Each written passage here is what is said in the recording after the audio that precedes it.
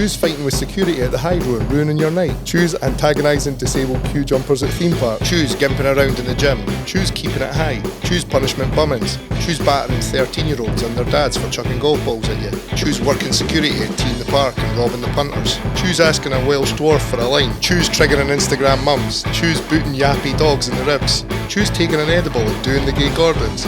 Choose Leather Podcast. Running for the police, that's only running for the bad guys. And then it comes down to trainers. What trainers you got? I know. Like what socks you got? Like I seen Kieran Smith get a pair of Novaplast as well. Was that at your recommendation? No, I normally ask him. He's a good runner. He's like he just gets out and blasts 13k for just the sake of it. Like that 13k for me is like, right, I'm going to do a long run today. He does a long run every day. He's got a wee bit no right though. He is. He's got like he's got OCD with running or training. I think he's going to do a marathon, the Marbella Marathon in December. I'll see how I do with this half marathon. Like, well, I don't know, like he's like tall, isn't he, still? Just an athlete, isn't he? He is, I mean, I think the way he trained for boxing and all that, I think you can't just stop. Not like so. And you end up like Prince Nazim.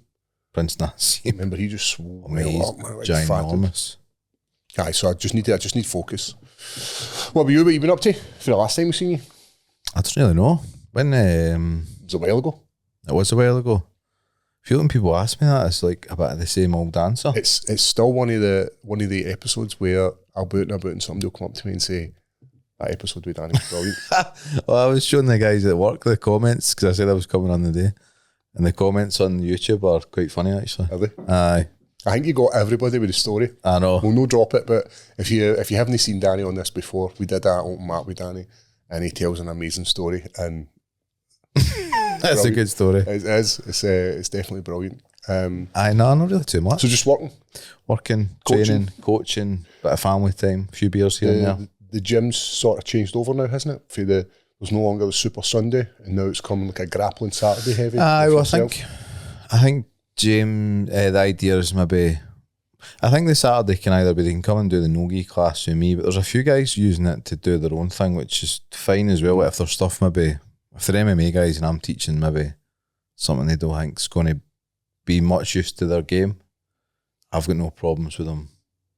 Like, because I think Gemma's been in and been doing stuff with Dean, doing some cage work and all that. I've seen that on their chat. Aye, so they're doing that. And again, if Gemma thinks that's a better use of your time, then it's a better use of your time. And then they're jumping in and rolling though and just getting more grappling rounds in. But it's grappling for the sake of grappling, as opposed to the grappling that's predominantly done in the Tuesdays and Thursdays class. It's very wrestling based, so it's all about getting them to the mat and pinning them. It's a total different. It's a different game. Aye, and then guys that are doing jiu-jitsu that are MMA based, like they love going into somebody's close guard because they can beat them up from there. And if it was an MMA fight, they could win the fight from there. You know, whereas in jiu-jitsu, it's like, I feel like I'm always trying to say, like, guys, when you get your jiu-jitsu brain on, like going into close guard, nothing good happens from you there, so you need to avoid it at all costs. If I got caught in your close guard, I might not be able to open it. That could be me for 6 minutes. So and it's like there's no point in going there, you know. That can be the difference in winning or stalling a match out and losing. Aye, and it's difficult because they're trying to jump between the old MMA head and jiu-jitsu head. So, but I think everybody could benefit MMA just doing straight jiu-jitsu rounds and getting used to their passing and just setting a different objective, you know, passing guard versus getting to a nice position where you can hit and then pass. You do a really good 𝗟𝗘𝗔𝗧𝗛𝗏 pass and use your head perfectly for when you're passing and you get round the side and you pin them with your head. Well, that's the thing as well. It used to be, for jiu-jitsu guys, it was always like, you'll remember as well, when you pass guard, it always used to be like, you would try and get your leg round their leg, maybe go to knee and belly, and that was you passed. Games kind of moved on where like, any part of your body that you can get to beat their leg, whether it's like forearm or like head, head's good because you're up on your feet and you're tripoding down. You're applying that pressure at the same time. Because when you pass with the legs and you're up high, you're so far away from the person, you've got the upper body frames to beat after that. Whereas when you pass low with the head, their frames are nowhere near as kind of effective, you know.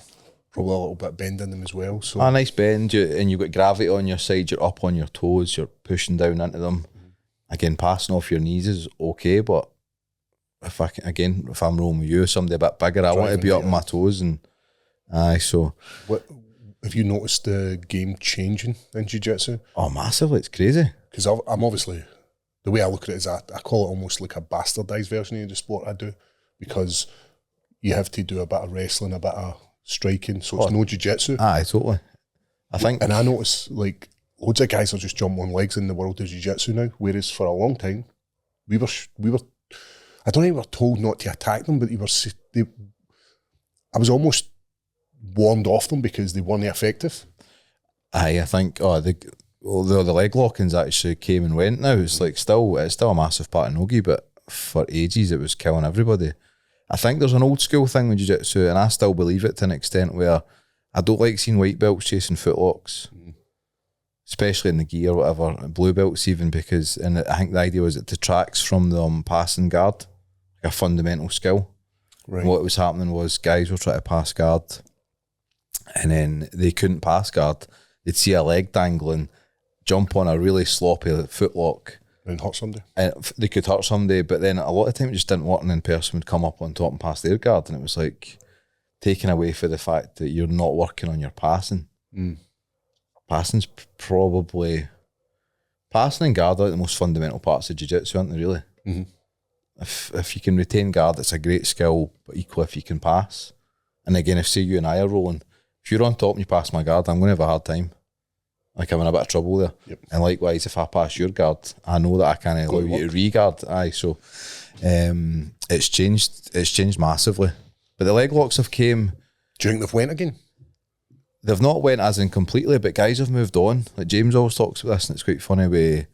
See when the Danaher Death Squad were kind of together in their prime, and it was Craig Jones, Gary Tonin, Eddie Cummings is a name that's just kind of disappeared. He was, like, everybody said he was like one of the best out of all of them.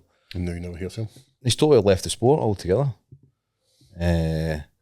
Weirdly, I think he's actually this top, like Anthony Bourdain, he's actually met up. He goes with Anthony Bourdain's ex-wife now, Otavia. She used to train at. Aye, and he's just he's well with her now, but the leg locks nailed everybody. People started then figuring out how to deal with it to some extent. Gordon Ryan's still going to leg lock you if you give him a chance, but everybody kind of then changed their tactics, and then it's moved on again. Do you know what I mean? This camping is a big part of passing now, isn't it? What's camp? Like kind of what you're talking about, like that style of passing that I'm doing, where like you're not clean passing on Toriando passes, because that's difficult to do now, especially in Ogi. Yep, guys, you don't have the control with the gi pants. You don't have them, so getting round somebody's legs, no gi, is quite difficult. So it's like camping's like that whole. They're like leaning, they're camping out and leaning on you at the same time, and kind of wearing you down and hoping to make a mistake. Waiting for you to make a move so you can capitalize on it. You're kind of past the feet as well, you know, like past their feet, but not their shins or their knees. Like, so it's you're starting to pass, but you're not quite completely past. Again, that's moved on. I think it was all of them that started that outside passing and outside camping and stuff, inside camping, as opposed to. But that's obviously if you're on top. If you're on bottom, guys are still chasing legs. Is there a person you always tune in to watch, or are you just like, I can't be bothered watching jiu-jitsu anymore? No, I love. I always think Lachlan Giles is like a. He's my guy. I think I enjoy watching him, and I enjoy him coaching you. Yeah, I think he's very good. He also, I don't know if I mentioned this last time I was on, but he also stayed at Paul McVeigh's house when he was over. I went to the seminar. And Paul said he was like so sound, and like he was reading these kids a bedtime story and all that. And I know, because some of these guys are. I do like Craig Jones as well, but he's kind of more. Do you know a guy would read my kids a bedtime story? Is Danaher. I'd be like, you're not reading him nothing. And he was a professor, isn't he? Was he like a professor of? I don't know. I know he certainly comes across as highly intelligent, but his patterns a bit kind of. I always find it hilarious when you see him wearing that Rashguard to like formal events. Well, he said it. So have you seen him on the Joe Rogan thing where he's like, it's just because I don't need eye on it? Like there's a fundamental reason why he was at a wedding wearing a Rashguard. Can you pull this picture up? John Danaher wearing a Rashguard at a wedding. Like, come on, man. It takes no time. Like, I enjoy getting dressed up. Aye. Click on the one.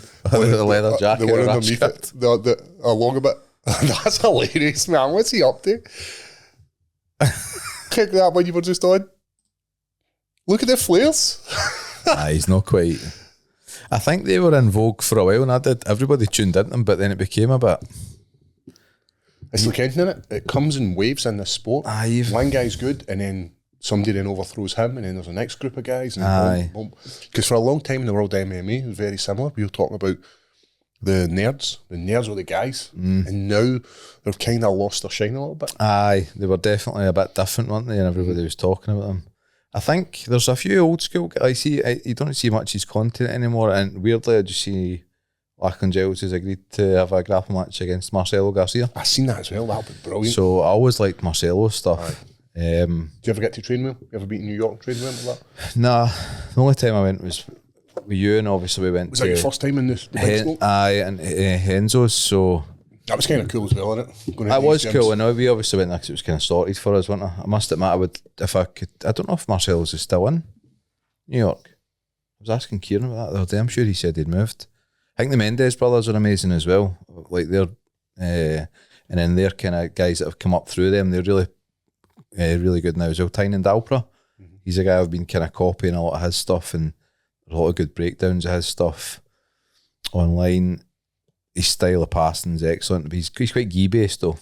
As a coach in the world of jiu-jitsu, you need to keep ahead of the game, or you need to keep in line with the game. Oh, definitely. Because if you're still showing stuff that you were showing 10 years ago, it's you're definitely faulting the next guys coming through. It's definitely changed a lot, and I think it's good as well to realise where your weaknesses are, like, or where you're. I don't do that much no-gi. I still enjoy coaching it. I still try and keep current with what I'm coaching. But I kind of missed the boat with the whole leg lock thing. I can do leg locks to an extent. I don't have the knowledge of them to, like, sort of PT anybody like above purple belt on leg locks. That's just, and that's like an honest thing for me. For me, I like somebody. You need to be that. Of course, it's just not taking somebody and showing this guy and what you're showing him isn't top tier leg locks. Like, I've been working with Kieran and he's been showing me some leg locks, and I'm like, what the fuck? Aye, so his leg lock and stuff's better than mine. Like, but there's no problem with that, you know. But I've never ever. I was pretty much the same as you. It kind of passed me by because I was in MMA and I was focusing on. Because let's be honest, somebody catches your leg in MMA, what are you going to do to them? You're going to nail them in the face. It's still funny how it's just never. It's never took. And you've seen it obviously at the weekend. A few guys chasing leg locks. I don't know what it is, whether there's because listen, there's no mistakes. If somebody decent catches you in a leg lock and they have, like, cause it's almost like a different game. See when somebody gets the bite on your leg in terms of the control of your hip and then your knee, and then the last thing that usually comes is like heel exposure for a heel hook. But by the time they get your heel, everything else is locked up that much. Like, you feel like you can't physically move. See, so I fought 𝗟𝗘𝗔𝗦𝗧 in London, and one of the things I was chasing was leg locks, and at that point I had a half decent leg lock game, and I caught him a few times, and his leg was making all sorts of noise. There is that. The guys, he was just like, nah, just pulling through. Yeah, the guys are maybe willing to take some damage in a fight, and for a couple of extra shekels, especially for their money. But I must admit, I use them a lot to get on top, and that's one of the big things they're very good for. Because I mean, I can finish leg locks. I do finish heel hooks sometimes, but again, I just don't profess to be great at them. Because again, when leg locks first came out, you were catching people on like an outside heel hook, and you were definitely catching them an inside heel hook. It's then the subsequent escapes and moves after that are quite a lot of people will just tap as well. Aye, panic tap. And they'll be like, oh, that's enough. Yeah, so again, you need to, I say that to a lot of our guys that maybe get some success with the heel hooks. I'm like, don't gauge your success on you tapping out another white belt or another blue belt. Like, if you're tapping some of the better guys in here with footlocks and heel hooks, then that's a good sign. But you get a lot of false positives in jiu-jitsu. I always say that to the guys, false positives. Like, there's a difference between tapping on a choke because you're uncomfortable, and then there's a different. If you're getting strangled, like there's a difference in there. There is, aye. So you get a lot of false positives, you know, in the gym where there's nothing gained, nothing lost for a tap. Yeah, like it's uncomfortable. Why am I going to let you hurt my neck? I know. Whereas in a fight, I'm like, fucking snap that away. I know. No, it's definitely different, but the game's changed again. All the leg locks are still massive, especially in no-gi. I mean, you can't do half of them in gi anyway. Well, talking about leg locks in the world of mixed martial arts, if you think about back to Sean Clancy's last fight, where he had a full straight knee bar, he was in a knee bar. Mm-hmm.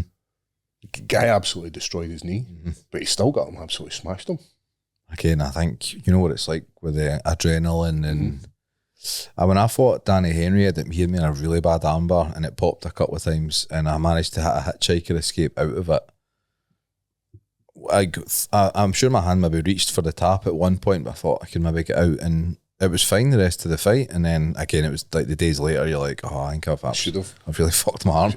I should have. I'm glad I got out though. I wouldn't change it, but they got then look in this same breath at the top end. You've got Danny, what's his name? That guy, Dan Hardy, against GSP with armbar, and he hits Hitchhiker, and his arm's absolutely shredded. Totally. But again, I think the adrenaline and again, the guys are getting paid good money. Sean's obviously, like, Sean Clancy's he's super tough and he's obviously got big things ahead of him anyway, so he's not what to tap to a knee bar. Yep, and he's just had his title fight announced. Has that been announced? It's been announced on social media, right? Opponent's not been announced, but it's been announced he's fighting for an interim. December. Which is, like, listen, I've got a lot of... I've done a lot of time down in TFT with Fisher and 𝗟𝗘𝗏𝗄𝗧 and Mickey Parkin and things there as well, Justin Burlinson, who he was meant to fight. And it's weird that it's an interim fight. The fact that... Seems common now though, doesn't it? It's like... No, but it shouldn't be. I know, but... Like, I feel that there's only one way Sean's fighting for an interim title, and that's if Justin is fighting for the UFC. If he's went away and maybe fighting in the Contender Series, then I would be like, yep, he deserves to fight for an interim title because the King's away at the moment. Yep. But unless he's injured, which I've not heard anything of, I just think it's very silly for Cage Warriors to put on an interim title to fight, for Sean to fight. Aye, I mean, it's either I want him to fight for the title, but he should be fighting Burlinson. Aye. And I know Sean... Unless he vacates the title or moves on, like you say, then it should be him, shouldn't it? Kind of that simple, but this seems to be quite a new outlook on... And especially in a place like Newcastle, which is a kicking arse half Sunderland, where you can bring all your friends and family to get the home support. Aye. If I'm Burlinson. Scotland's got it's close enough as well. You get a few people down for Scotland as well, I'd imagine. And then we're looking for Sean to get the victory, and then come to Scotland and defend the title. I mean, it's hard to, I'm maybe biased, but it's hard to see past him, innit? I know, and especially when you share them up with him and you see what he's capable of in the gym. Totally. And then you only get to see a glimpse of that in training. He's a guy because of like you saying, the Sunday's been moved and a few guys are jumping in on Saturday. Sean's been doing the class and then rolling, so I've been getting a few no-gi rounds with Sean in lately. He's a nightmare, isn't he? His class, so good. So good. You can't sub him with conventional stuff. No. You can have a full rear naked choke on him and he's just going to muscle out it. He's tough. Tough is the word. Different as well, isn't he? It's not like Quinty. That's the thing that I struggle with because I'm used to dealing with out and out jiu-jitsu grapplers. So when I roll with the MMA guys, they're programmed differently. Yep. They'll no tap to something. They don't tap and then they don't stay on bottom. They wrestle up like maniacs. Yep. So and they don't settle. They just keep going. When we do jiu-jitsu, it's almost like there's a gentleman's agreement. Like, we want to have a good time. We're not want to fucking wreck ourselves. No. Whereas the MMA guys don't have that. MMA guys are just wanting an inch. Oh, totally. And then they got up and I'm like, I can't take you down. Do you know what I mean? It's like, and then playing guard. It's just, it's different. It's different. But he's programmed differently and he's like, I say to all the MMA guys as well, especially some of them, you see some of them when you jump in a gi, they get quite frustrated. Because it's like they're maybe used to doing all right with you no-gi or being competitive, and then maybe you put a gi on and it's not like saying it's But it slows them down. Slows them takes down, away and a it's lot of their like game. they feel, They can't bust out of stuff. No. And I'm like, jiu-jitsu is always going to be there for you. Like, you can't master gi jiu-jitsu whilst just trying to be a professional MMA fighter. You've been hounding me the last few weeks. You've been riding me like fucking Seabiscuit. That's all that I've got in it. Like passing my guard, and then I'm turtling, and then you're just That's all I've got. choosing side to side to side. I know. But I can't. I've been enjoying it. I know, it's been great. But again, I can't afford to be stuck with underneath you. 106 kg. No, so... But the rounds have been really good. Don't get me wrong, if I think I'm just... Sometimes there's only a couple of hours rolling and I see you walking and I'm like, oh, fuck's sake. Yeah, fuck this. Here we go. But I have been enjoying it, the older guys getting together and Aye. just hustling. We've got something different as well, though. I think when you get older, you need to tweak your game and you maybe don't rely on as much as... Athleticism. Aye. I mean... I still feel like I'm still as fast as ever was on top, but I'm probably not. It's maybe just a... Go up against one of the young bucks in there. Oh, you can, again, at least in the gi, you can slow them down. That was like sort of the realisation. Seeing you go up against guys like Kai, who's like 16. Wild. Sean Clancy, it's 22. Mark Ewan, it's in 26 or something like that. Aye. And they're making life difficult for you. And you're like, I've been doing this for 12 years. Then it's time to make the adjustments in your career and your life to either... I know. double down and improve your skill as an older athlete or walk away from the sport. Aye, I mean, I think that was always the question I used to ask guys that I've seen come and go and retire, and it's like, ask yourself if you got the hunger for it, obviously, but do you still feel you're getting better? If the answer is yes to both of them, then you stay, but I think you probably will always be getting better anyway, won't you? But it's that hunger It's in the it. hunger. It's the hunger to beat somebody. To do the weight cuts, to do the training, to... Everything just gets harder as you get older. That's what she said. I wish. Guys, have you been involved in an on-fault accident? Would you like to take away all the stress? And there's only one place to go, and it is G4 Claims, and you can contact them on 01698 767 172. And if you're not interested in speaking to anyone, then you can message them on WhatsApp. You can hit the link in the bio. They've got a whole host of ways to get in contact with them. But first and foremost, do not hit up your insurance company. You go directly to G4 Claims if you've been involved in a non-fault accident and get 100% of your claim. Get yourself a courtesy car, the whole claim as well. And the most important thing is you don't have to deal with chasing up all this bad information.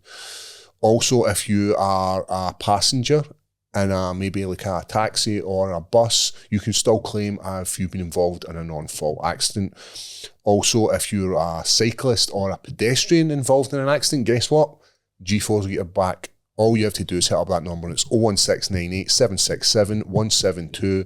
Catch them on WhatsApp or just click on the link. Guys, G4 Claims is currently running a 2-week holiday opportunity in Florida. All you have to do is go over to their Instagram page for a chance to win it. That's also including accommodation, flights, spending money, all for a 2-week holiday. Why not make you and your family's dreams come true? Head over to G4 Claims. Did you watch UFC Rio at the weekend? I did. I watched it. Yep. I thought it reminded me, obviously, when you were in Rio and the crowd. The crowd's brilliant, isn't it? Carnage in it. Aye. We got a police escort, remember? We got a police escort for the hotel. Aye. And the motorbikes are flying along the outside is. Aye. Remember, it was just up in the embankment and everything, just Aye, just going the wrong way. No, it was good. Did the good guys win? I'm a massive Oliveira fan. Aye, see, just back to our talking, but I was thinking of this on the way through. I still think as long as MMA's been around now and you get so many good guys all round, I still don't think there's many people putting it together as well as him. Agreed. Like striking, wrestling, his jiu-jitsu is insane. I still think there's so many like kind of one-trick ponies, which is mad because it's like the blueprint for being a good MMA fighter's been out for a while now. Yep. Back in the day, it was like used to be all right at one thing, maybe two. You could easily get He's ahead. He's very all round. So he wins this fight, great submission, and then calls out Max Holloway. Seen that for the BMF belt. Like, as a fan, Craig, excitement. Aye. You'd kind of sort of hinted in this before, hadn't you? I think for like where both of them are, like at their careers, it kind of makes perfect sense. I think both of them, even though Max is technically in a new division. They'll both kind of struggle to get back to that title now. So give them the BMF belt and let them fight. This one's for the fans. Mm-hmm. Aye. Again, that BMF title's a bit of a funny one again, isn't it? I've got it here. Let's see it. It's pretty cool, man. Like, I would take any belt for the UFC. Aye. That's pretty But cool. I think it showed that Charles Oliveira still got it. Maybe not going to be a champion, but he can still hang with these young bucks who are coming up and trying to take over the throne. I think everybody had almost just written him off though, hadn't they? For some strange reason, because I put my hand up, man. I was in that boat. I just thought everybody wants Charles to win. But he looked class. aye, he did look good. Like I said, I remember when we were at did he fight in the New York card? He did, didn't he? He did. I remember it was the backdrops with thingy on his back. Charles Chandler. Mm-hmm. And he was just doing the backdrops. Boom. Oh yeah, so we were watching it and I'm sitting with Stephen Clancy, like Sean's younger brother, and like I'm saying, like, you look at him, like he's what you really want to be. Mm-hmm. Especially Stephen, he's quite tall and lanky for his weight. He's a good striker, he's got good grappling. Like Stephen's a good version of like doing it all. Really, he can do it all. That's kind of, if I'm an MMA fighter at that weight, that's kind of what I want to emulate their style. Mm-hmm. Can do everything. It's easier said than done to do everything, isn't it? Oh, totally. So you guys are amazing at wrestling, but they can't throw a couple of punches together because they're so wee and like Chandler, you know, like wee and stocky, and whereas he's almost got a really nice build for everything as well, isn't he? For being a fighter. What do you think of Figueiredo? Did you enjoy this fight, Craig? I thought it was shit. It was Everybody's forgettable. saying that. Aye. I really like him, but I think he's a cool wee guy. Mm-hmm. Agree with that. He's chef as well, isn't he? Banged up in the hospital with us in Rio as well, and he was so sound. I know. Everybody's cool, man. He had a smile. That was against Marino, wasn't it? Was that the first fight? Aye. But he had a smile on his face the whole any time we seen him that whole weekend, even after getting shipped to the hospital. I know, but that fight itself, we have to look at it as itself. I thought that was shit. I feel like his fights since he's moved up to bantamweight have been a bit lackluster. Aye, which he's for the most part he's getting results. He was coming off of 2 losses before this, but I don't know. Maybe it's just today with him. He's a fair age now, isn't he? 37. Aye. Jackson never really got up too much, but did he? No, he didn't. It was almost like he was like a rabbit caught in the headlights, and I get that as well. When you're fighting in Rio against a Brazilian, it might be a wee bit too much for you, and against somebody like Figueiredo.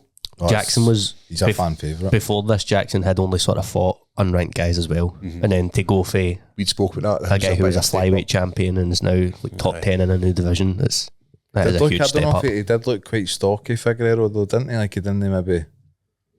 The first round, Figgy came out like he was. Montiel owed him some money, and then after that, it was just this kind of backed off of it. Aye, we're like we'll stay at the almost like zone 3, and we'll not really engage with him. Did the size though, like maybe hang with his cardio or something? I don't know. He looked quite thick, you know, because he's short. He's getting older. I know. Moved up a weight class. Was he worried about his output, like his cardio? I don't know. 3 rounds, man. You can get you can do anything for 15 minutes. Did you watch the Luque? Yes, I watched the full main card. Did you enjoy this? Because this boy Joel Alvarez, they were like Craig tipped him as his pick. He was like, "What? This guy's a absolute world beater." And he's went up. What do you think after watching him against? I think the fight should have been stopped in the first round. It was a 10-8, wasn't it? No, I'm meaning like after that eye poke. Oh, after the eye poke? That was like a legal strike. I thought you meant from the grappling exchange where it was like a... Aye, in the second round, that was the second round. I agree, it could have been stopped there again, but the first round, like, I don't know, it was a bit dodgy. Are you kind of glad it didn't get ended with an eye poke? Like, I get it would have been disappointing, but like... The rules are the rules. Aye, and also the third round was kind of disappointing as well. We just kind of held him in that like inverted weird triangle position and didn't really do anything. Yeah, it was almost like a... Was that the one where it was the omoplata, where he trapped his arm? Or was that... Oliveira had the omoplata, didn't he, at one point? But the Alvarez fight, like, after the second round as well, Luque didn't seem like he wanted to come back out. And his corner kind of almost forced him out. Aye, they were asking him. They were basically giving them a way out, I think. I was listening to a thing with a couple of guys as well, and it's like whether he should be fighting or not anymore. He's still young though. Like we But were was talking it about to this. do with like the amount of hits it, and then what was it he had happen to him as well? Did he not have like a serious head? Aye, like something like came up in one of his medicals. It was like Aye. a brain scan, and he had to. What age is he? He's 33. He's a rough paper round, man. That's no, he's been in what happens when you're at Kilcliff. When you have all these guys just caning each other Oh, totally. day in, day out. What's cool is that Alvarez, that's the first fight he's ever won via decision. Aye, he's kind of been robbed of his 100% finish rate. Aye. Kind of could have had it in the second. I think it was almost First like as well, if you give him the eye poke, and which was he an eye poke? Aye, I think he let him off the hook a wee bit. I think he did in the third round as well. Was this the fight where John Gooden and Bisping were arguing. Bisping were arguing? Like basically, Bisping told John Gooden to fucking shut it. let me talk. Let me finish talking. So it was a bit heated for them. Aye, that's It was this one, wasn't it? It was, but I also think, like, I don't know, they both were on the same page. Mm-hmm. Like, they both agreed that either, like, the fight should have been stopped or, like, the referee shouldn't have brought the doctor in. Like, they were both had the same point. They just... I don't know if there's something different with Brazil, because, like, obviously it's a different, the Brazilian kind of whatever you want to call them, or do they have different rules or standards to before a fight gets waived or what? I don't know, slightly different. I don't think so. I think it has to be blanket all over. Mm-hmm. I think it's maybe just an inexperienced referee. Who was that ref? Because I've never seen him before. Brazilian guy. So Funny. that's not me saying he's obviously Just a fucking... random off the Just a random off street, the Copacabana Beach. The good old Copa. Oh, amazing. If he had finished Luque, our leathered lock would have been successful. Mm-hmm. But he fucked it. Aye, well, What the referee about, did. has he moved on up in the rankings? Has he entered the rankings at least? I think you end up in top 15 or something, maybe not. Nope. Nothing yet? Still unranked. That's a bit of a shame. Because I want to see more of him. He looked good. He stepped up to welterweight, didn't he? Did you see... He was struggling with his weight, wasn't he? We'd spoke about that. Aye. He'd missed weight a few times. He'd struggled with it, and then Still looked big. He Tall, was massive. tall and Aye. rangy. Did I watch this fight? Nope. Did you see the post-fight interview? I did. His acting was brilliant. That's the guy kidding on he can't speak English. Aye. I watched that fight. I thought that Pinto was really impressive. But I also thought Ginés was... Shouldn't be in there. Against he got maybe I'm looking at jiu-jitsu, it's amazing, especially at heavyweight, the amount of heavyweights that it looks like they don't have fundamental jiu-jitsu. Mm-hmm. But they don't He's doing need a lot it of mad stuff for the bottom. They're And getting you're away like, with it. We've been so big. You think about the big guys who go in the gym that just roll and just pull you with them. no, but you can't do that to guys your own size. Do you think that's how Walter Walker's getting away with heel hooks? 3 heel hooks in a Aye. row just because he's Aye. got the fundamentals And do down. you know what as well? See about big guys are kind of famous for freaking out with their legs and their ankles. Like that is one way to bring down a big guy if you're smaller. Again, see back to Lachlan Giles, remember his run at ADCC where he didn't do amazing in his own division, but he done the open weight and he wiped out like 3 big names, like massive names who were all much bigger than Just him. catching the legs. Heel Well hooks, shot it. aye, like some world class players. That guy's he's Brazilian, he's heavyweight, he's in the UFC, and he looked like his jiu-jitsu was Non-existent. aye. So see your man Pinto, he trains with Stuart Austin in London, doesn't he? Or one of these English clubs, I'm sure. I think it's definitely London. I'm sure it... Because I'd noticed Stuart was in his Oh, was he? corner. Fight zone. Aye. Aye. I thought it was London. He's his brother Stuart Austin. I never realised this. Went to Johannesburg years ago with Callum Urey, and Stuart Austin was on the card. But his brother had trained with Chris Austin. He's an Olympic heavyweight judo player Is he? in the GB squad. I had no idea. I know Came Austin, Stuart aye. had done Aye. judo at a high level. It wasn't until we got there and like You then made the connection. yep. And he came and trained with us at our old gym when he was in training for London 2012. It must have been. And it was all like under the radar because I don't think British judo were He shouldn't have been training with us, essentially. He just came through to do some ground rounds of rolling. Judo and wrestling for the Olympics, it's a bit shady in it. There shouldn't be this division between them all, but there is. Oh, totally. What happened with this Ramos fight? I remember putting it on and it ended very, very quickly. So this was like, back to what we were talking about with the lack of success of leg locks. Ramos was chasing the legs. Doing quite a good job initially, but your man was doing a good job at defending, and there was a lot of exchanges, like outside heel hooks to then spinning, and then he was on the legs for ages. Downside to attacking the legs, if it doesn't come off, 9 times out of 10, you end up on bottom. Even worse, you end up with your back taken, and that's what happened. Real naked? Standing up as well. Is it worth going back and watching this? I think from a grappling point of view, absolutely. I mean, you're right, there wasn't much happened, but I chased the legs. I'd put on the main card to put this on. He'd went and done a dump and come back and it was over. And I was like, what the fuck? I know, that's what happened. And then again, standing rear naked choke, you had him up against the fence. He was doing a great job at fighting the hands. And it was just a constant exchange. I'm sure he had a body triangle locked in. Just fighting the hands, and eventually got it and squeezed it up, and that was it. Am I right in saying he had attempted the rear naked choke more than once? Yeah, he was. I think he'd caught it. Yeah. And he defended it, and he dug his chin, and then eventually he was doing a great job at hand fighting. Am I right in saying that Ramos was one of Vicky's guys as well? I don't know. I'm sure. Maybe actually. I'm sure he was managed by Victoria. I don't actually know, but I know it was again. Good grappling exchanges. I thought it was decent, but that's like what I said. If you end up in the bottom and you go for leg locks and it doesn't work out, especially in MMA, it ends up going wrong a lot of times, doesn't it? Didn't watch any of these. You get any good ones, Craig? There was a wee bit of controversy with this fight. So Lucas Almeida, this was him at the ceremonials. Oh, he's got a big old fat hand. People think his hand was broken. Oh, jeez, Did not throw a right hand for the entire first round and eventually get finished. Was this one of these betting ones? Because I'd seen Well, Aswell was already a favourite, but then after people started seeing this, he became an even bigger favourite, and people were absolutely ramming him. And they were obviously right. Through the week or anything like that? Is there a previous, like, it's not like he was hitting pads that week and has done it? Just the ceremonial, that's the first time people noticed. But how does that, like, sneak past the commission? Jink, if he's a Brazilian guy. When they do their check, they will check your hands, and they squeeze them. Guy's just getting his hands squeezed. Like, so he's either done his hand, like, training, obviously, isn't he? It's not like could be like staph infection or something. It looks more like an infection than a break.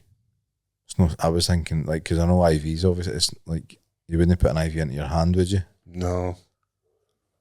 You need to go into the actual. You know what the Brazilians are like. The only other one that I sort of highlighted was these big heavyweights. The heavyweights. Maybe not a great first 2 rounds, but then very start of the third round, perfect uppercut. I seen that. I seen that on the. He's a big lad, social media. Bump, had that. Do you know what I was reading as well? Was back to that previous guy, the heavyweight. There's only 37 heavyweights in the division. Aye, they're brutal with him. Like Rosenstrike coming off a 1 loss, he get cut when he was still a ranked guy. That's wild. So it's a very thin division, isn't it? Oh, massively. That's what I mean. Like, maybe that's why you've got guys who are in Jiu-Jitsu, the upper echelons of the sports that they're so gappy. It's unbelievable. They've been on a tier just hitting folk and putting them down. Maybe cutting people. UFC have been like, oh, you're beauty. We've got guys that can fight. Well, did you see what Aspinall was saying about his teammate? See that? But maybe having to fight him? 𝗟𝗘𝗔𝗦𝗧, like the guy that fought in Paris, he said that if it comes to it now, he would vacate before fighting and let him have the title. Oh, wow. Because he doesn't want to fight him, because he's looking at it as if he's already achieved his dream. So now it's his turn. Achieve their dream. And it's not that far-fetched to think that's very far down the line, because it's two wins for him. He beat 𝗟𝗘𝗔𝗦𝗧, immediately got ranked, and as you're saying, it's a thin division, so he's not going to need to string together. It was the same way Mickey Parkin as well, who trains with him. He had like 2 great fights and then get ranked, and then you're thinking there potentially could be within the next few years, are they two meeting each other? See, people talk about that, like, would you fight? It's like, well, somebody from your own team. It's like, well, even if you did or didn't want to do it for personal reasons, like, logistically, how does it work? Mm-hmm. We'd spoke like, about who's it. The head coach? We spoke about it with Chris Duncan, fought his teammate. Rebecca. Mm-hmm. The two of them were training at the same gym, but they're in a big, massive super gym. So it would be a case of like you're in charge of Paul. Yeah, I mean, I don't really like that whole ATT setup and stuff. I think it's it's too impersonal. Would you? So here's because we spoke about this at the time. Would you say, for instance, me and Sean Clancy have to fight? We're in the same weight class. Mm-hmm. James is like, I'll go with Sean. You go with Paul. Are you trying to tell me you and James are only going to talk? This is the thing. I just don't think logistically it can work. I think your only way of doing it is, like, how do you do it without taking sides? I mean, obviously Tom's coach is his dad. Mm-hmm. So but he's the head coach, right? Mm-hmm. That gym. Surely we'd just get rid of the other guy. That's what I'm saying. You'd need to. Is that not what happened with John Jones and Rashad Evans? They ended up, Evans left The gym. Aye, well, and everybody stuck with Jones. Mm-hmm. At 𝗟𝗘𝗏𝗥, Greg Jackson's place, Jackson Wink.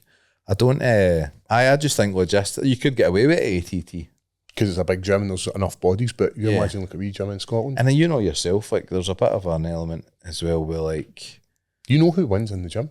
You know who wins in the gym, but then there's also like, oh, he's not had a great week this week. He's tweaked his knee. Mm-hmm. His hand's sore. We're not, you go into fight sometimes and it's like things are hush-hush, But in a gym, everybody knows what's up. I just don't think, take the emotions out of it and whether like, no, Tom's up for it and the other boy's up for it, hands down. Logistically, how does it work? Mm-hmm. They know who's the boy in that gym. Aye. They know. I'd imagine it's still Tom though. Aye, of course it is. Do you know what I mean? So, we were lucky enough to watch them grapple, weren't we? And Tom's just so athletic. Mm-hmm. What, 2 weeks he's out? He's 2 weeks and he'll be fighting. But again, I don't know. Do you think he still obviously is the champ, but he must be a bit disappointed he never got Jones. I know. We spoke about this last week as well. I'd said that how it was a bit of an insult to bring Jones back for the White House card. Oh, somebody else was saying that. I've not really looked too much into this. I mean, what the hell's going on? Aye. They're having a UFC in the White House. On the White House lawn. Americans are next level, aren't they? They are. It's they just know how to give the people a show. That's what it is. I know, but it's just like, oh man. What big fight announcements you got here, Craig? So Dana White went live. The final pay-per-view of the year and potentially the final pay-per-view ever got its main and co-main. We've got Merab and Peter Yan having a rematch. They're going to be the main event. You called this as well. You called this before Dana White even had fucking wiped his ass. If Merab does this, he'll be the first ever fighter to defend his title 4 times in 1 calendar year. That's so like in cool. 2025. Tito Ortiz has done it like in the span of 12 months, but it wasn't 1 calendar year. Aye.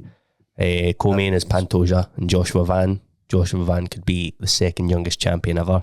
Mm-hmm. And they also announced Henry Cejudo versus Peyton Talbot and Chris Duncan versus Terence McKinney, all on that December pay-per-view. That's pretty cool for Chris as well. A great card for Chris to be on. Mm-hmm. All the other fights, you interested? I'll watch every Merab fight. Aye. Marab's a given. I'm talking about. And I've Henry really, Cejudo versus Talbot and Joshua Van versus. I love Joshua Van. I love to watch Joshua Van fight. Do you think he wins? Do you think he beats Pantoja?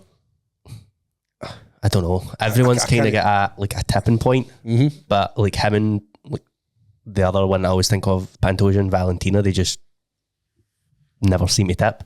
So I really don't know. And it's two like sort of very different styles. I don't know, man. I'm just not interested in any others. I'm interested in Chris Duncan fighting Terence McKinney. Yeah, that's got chaos written all over it. The first round. That's what I hope. Aye, definitely. Both mental versions of them turn up and swing. But everything else, I'm like, do you want to watch? I don't think it's that great. Like Do you know what I mean? For their last, they say it's their last pay-per-view. Well, this because starting in just January they're moving to Paramount. But again, that'll probably run its course, and then they'll go back to doing paper. But obviously, they need to say it's their last pay-per-view. Do you think they're maybe saving bigger fights for Paramount to kind of kick it off with a bang? I hope so, because you will need to kick it off with a bang. But no shitting on Petr Yan versus Merab. Like, Merab's going to dry hump Petr Yan for fucking 25 minutes. Were you were there for the first one, were you not? Was I? It was in Vegas. And was I there in the crowd? I think so, aye. Maybe. Is that the one Pfeiffer called me out as well? I don't know, potentially. It wasn't in the Apex, but it wasn't in the T-Mobile. It was in like somewhere else, maybe like the MGM. Oh, I was there. It wasn't the MGM, it was Virgin. It was, what was that place called? Virgin Hotel. What were you there? You weren't fighting on that night, no? No, I was schmoozing. Fanboying it. I was schmoozing. Networking, aye. Yeah, boy. I definitely was there. The theatre at Virgin Hotels. I was definitely there. Aye. But these fights don't excite you? Nah. The wee fellas just fucking running, like, as Ross would say, 2 first years fighting. That's what you've got. 2 first years fighting, and then you've got 2 primary 7s fighting, and then you've got Henry Cejudo versus Peyton Talbot. 2 fucking primary 6s fighting. What about they also added Sean Brady and Michael Morales to 322 in New York? I'm interested in that. I like Brady. I do like Brady. I like his style. He's an absolute unit. He's a unit, man. His back is so thick. His tattoos are a bit mental. It's kind of strange matchmaking because he's ranked number 2. He absolutely dominated Leon. And then Michael Morales is the number 8 guy. Whereas Sean Brady probably had a good case to be in for a title shot next. He was on a podcast talking about this, and he said that the UFC told him, like, this is the only fight we can give you this year if you still want to fight again. And his exact words were, fighters fight. And he's taking it, which is fucking risky because Michael Morales he's a tough outing. If you remember, Paul, when you were meant to fight Bellato the first time, he was headlining against Gilbert Burns, knocked him out in the first round. It was brutal to see Gilbert take that beating. And he's very tall, isn't he? His kickboxing slick. That I'm interested in. So Brady's, did you say second? He's number 2. Number 1's Bilal. Yeah. Who's obviously he's fighting Ian Gary. And obviously JDM's fighting Islam. But Sean Brady, there's probably a world where he could have sat around and waited for a title shot. I like the fact that fighters are going to fight. That's get paid, get your money, and put on it. That's a cracking. The more I think about that, that's a brilliant fight. I think if you fight somebody in the top 10, when you're also in the top 10, it's not massively. See, if you've got belief in you can beat MD. Oh, totally. Then it shouldn't matter, should it? But I mean, they say it goes the other way and Brady gets beat. It's like he's still been beat off somebody else that's in the top 10. It's not like going to ruin his career, is it?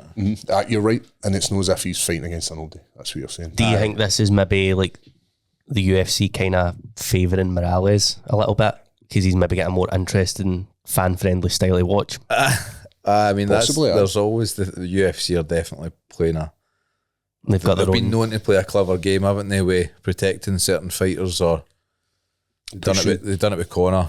Pushing who they want to win. Aye. I felt they've done it a bit with Paddy as well. Paddy, they don't like Paddy Pimblett and I'm not saying these guys aren't they've beat. I think they've definitely done it with who we're going to talk about next. I definitely think they've done it with 𝗟𝗘𝗔𝗧𝗛𝗘. Moving on to UFC Vancouver. Guys, it's that time again. It's Anaconda, and you know if we've got any sort of injuries or we're looking to freshen up our gym attire, there's only one place we go, and it's anaconda.co. Right now you can get buy one, get one free rash guards or shorts, as well as getting 2 braces for $59.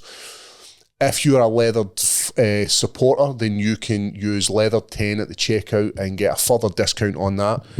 It only makes sense if you're suffering for any sort of injury. The place to go is Anaconda. The link is in the bio, and as always, thanks for supporting myself and Anaconda.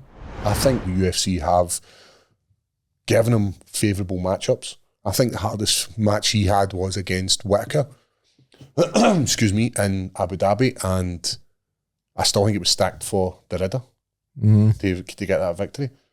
When you're looking at who's in the upswing and who's in the downswing, Aye. I know 𝗟𝗚𝗏's still obviously a very dangerous opponent. Aye, but he's not the guy he was 2 years ago.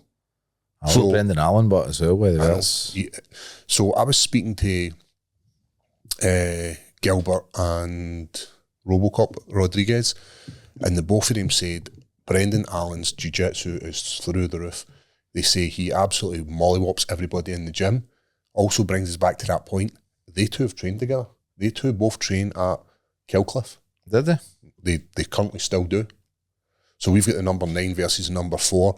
Brendan Allen's taking this in short notice.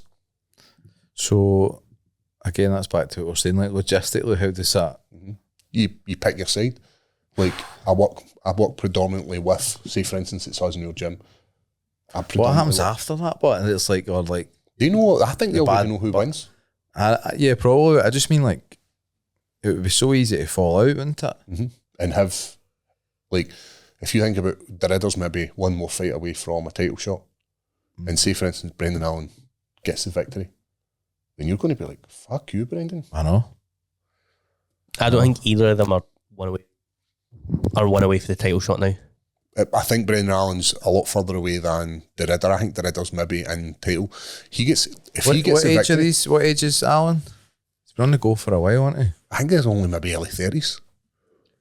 I think, if this was still the original matchup and it was 𝗟𝗏𝗔𝗏𝗏 versus Fluffy Hernandez, I think whoever, because mind it was meant to be like the sort of middleweight tournament was Imavov and Barallo, and then 𝗟𝗏𝗔𝗏𝗏 and Hernandez.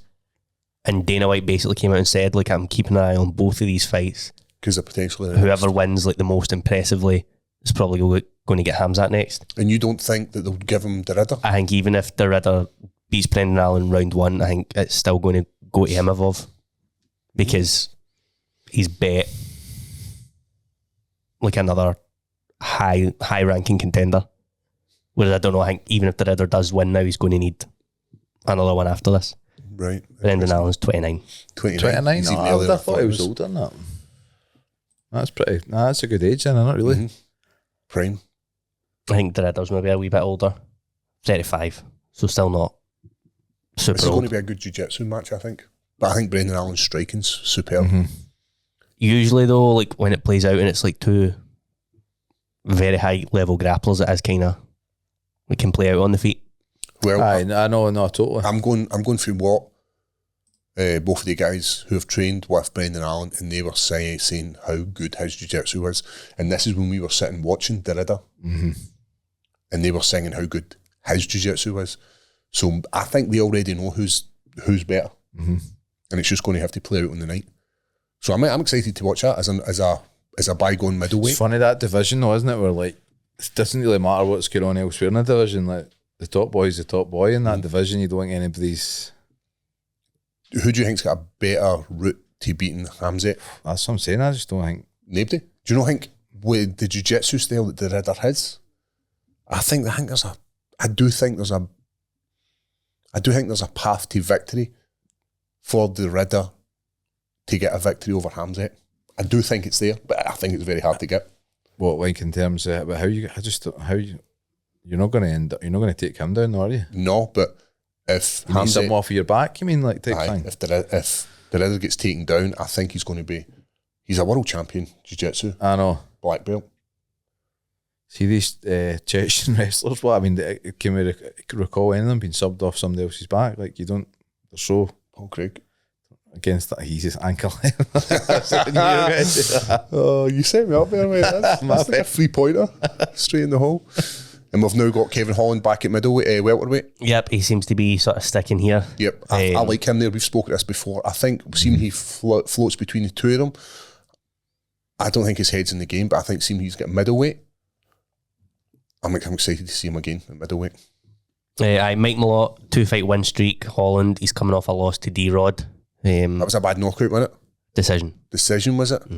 The momentum's on the side of the Canadian guy. We've also got Chito coming back. Oh, there's a guy in this room who loves Chito, didn't he? Yes. Great I'm a big Chito fan. But I do like Chito's style. I like the fact that he's in the pocket, he blocks shots, but he's landing like 2 or 3 of his own. This is like a weird fight. So obviously it's Ēman Zahabi, Faraz Zahabi's brother. Mm-hmm. He's on a 6-fight win streak, but he's 37 years old. Mm-hmm. He's beat Jose Aldo, he's beat Pedro Munoz. Statistically, he should... Am I right in saying the one against the last time we were in Canada? That was a weird fight. The Aldo one. Aldo. It was Aldo. Aye, it was... It was weird, wasn't it? Aye.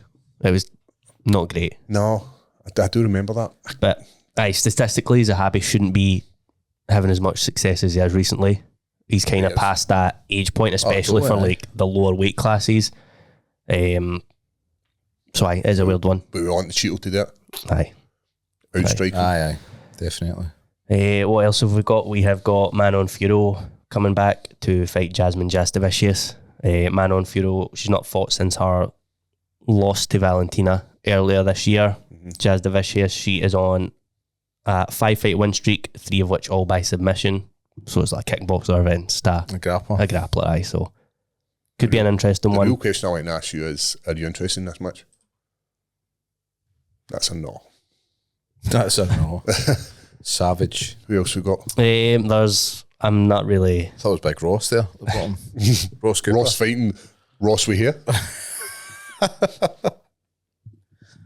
Kyle Nelson. Aye, I'm excited for this fight. Cody Gibson, I'm not really bothered about this one, but this one's got like first round finish written all over it. Cool. I think Matt Frivola, he's definitely kill or be killed. 5 of his last 6 ending in the first round. Nelson, the last 2 of his both ended in the first round. So this is where we put our money on. This is the guy. A reason it's open in the main card.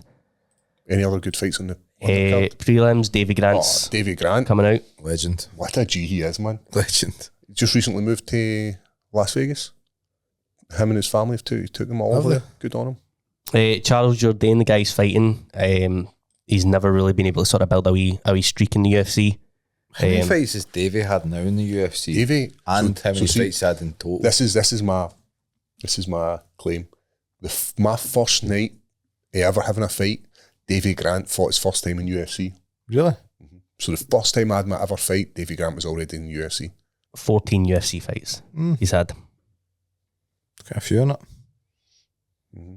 Feels like more though, for some reason. He's just been there for a while. He's just been grinding, man. Then there's nothing else really. Let me have a wee gander at it. Oh, you've got Drew Dober. I always like Drew Dober. Do you know Dober? I explained that to him. Drew Dober. Like, do you know what a Dober is? And he's like, no. I was like, it means Bobby in Scottish. Do you know who he married? He married the sister of one of his opponents. Did he? So he got beat. I don't think this was before he was in the UFC. He got beat off a German guy. Then he went to the German guy's after party, met the sister, and then he went on to marry her. No way. So I actually met her in the elevator and gave her my tickets. I can't remember what it was I was fighting. So we get 4 free tickets for each show.